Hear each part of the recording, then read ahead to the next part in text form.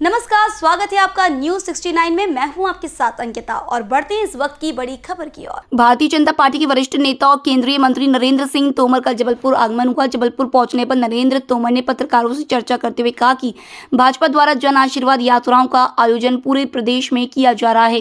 5 जन आशीर्वाद यात्राओं के माध्यम से प्रदेश भर की सभी विधानसभाओं को संपर्क किया जा रहा है। यह यात्रा 10,000 किलोमीटर की से अधिक इलाके को कवर करेगी। 200 सभाएं होंगी और 600 से अधिक रथ से सभाएं होंगी और हजारों की तादाद में स्वागत के कार्यक्रम हो रहे हैं। अभी तक 5 यात्रा से लाखों लोगों से संपर्क किया है। भाजपा की उपलब्धियां लोगों तक पहुंचाने का कार्य किया है। भाजपा सरकार में रहती है तो विकास, जनसेवक, जन कल्याण, गरीब कल्याण के लिए कार्य करती है और चुनाव से पूर्व कार्यकर्ता जनता से जन आशीर्वाद लेने के लिए जाते हैं। जन आशीर्वाद के माध्यम से लोगों द्वारा जो स्नेह भाजपा सरकार को मिल रहा है, उससे आने वाले समय में भाजपा स्पष्ट बहुमत से सरकार बनाने में सफल होगी। जिन स्थानों पर जन यात्रा का विरोध हो रहा है वो कांग्रेस ये हरकत करने की कोशिश करते हैं। जनता इसका जवाब देगी। भाजपा इस बार स्पष्ट बहुमत मिलेगा। घमंडिया गठबंधन वाले लोग हैं, ये सनातन धर्म को समाप्त करने की चेष्टा कर रहे हैं, लेकिन इस मामले में उनके मंसूबे कभी सफल नहीं होंगे। सनातन अनंत है और अनंत काल से है और अनंत काल तक रहेगा। सनातन धर्म को समाप्त करने वाला अभी धरती पर पैदा नहीं हुआ है। जबलपुर से न्यूज 69 के लिए वाजिद खान की रिपोर्ट। भारतीय जनता पार्टी श्री जन आशीर्वाद यात्रा का आयोजन पूरे प्रदेश में संपन्न हो रहा है। 5 यात्राओं के माध्यम से प्रदेश भर की सभी विधानसभाओं को संपर्क किया जा रहा है। यह यात्रा 10,000 किलोमीटर से अधिक इलाके को कवर करेगी और इस यात्रा में 200 से अधिक सभाएं होंगी, 600 से अधिक रथ से सभाएं होंगी और हजारों की तादाद में स्वागत के कार्यक्रम हो रहे हैं। अभी तक 5 यात्राओं ने लाखों लोगों से संपर्क किया है और भारतीय जनता पार्टी की उपलब्धियां लोगों तक पहुंचाने का काम किया है। भारतीय जनता पार्टी सरकार में रहती है तो विकास, जन सेवा, जन कल्याण, गरीब कल्याण के लिए काम करती है और फिर चुनाव से पूर्व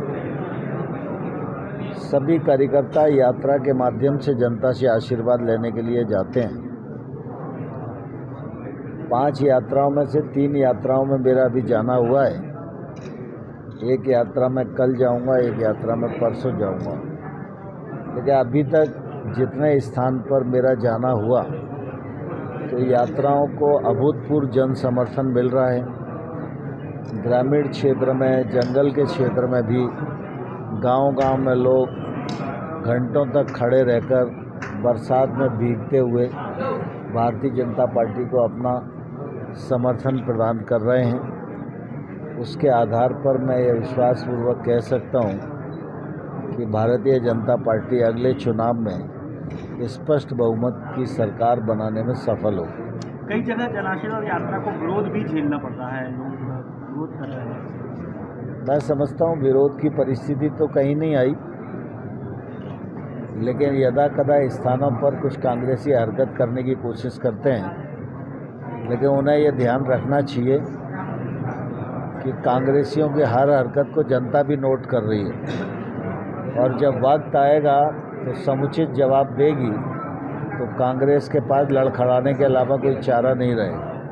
इतना समर्थन मिल रहा है तो क्या वो जो अपने आंकड़ा तय किया है 200 पार इस बार, तो क्या आपको लगता है कितनी सीटें आई हैं? नहीं, मैंने बताया ना, भारतीय जनता पार्टी को स्पष्ट बहुमत प्राप्त होगा। जन आक्रोश रैली निकाल रही है कांग्रेस, तैयारी लगभग पूरी हो गई है, कल एक बैठक भी रखी है, तो क्या ये जन आशीर्वाद यात्रा का जवाब माना जाए कांग्रेस?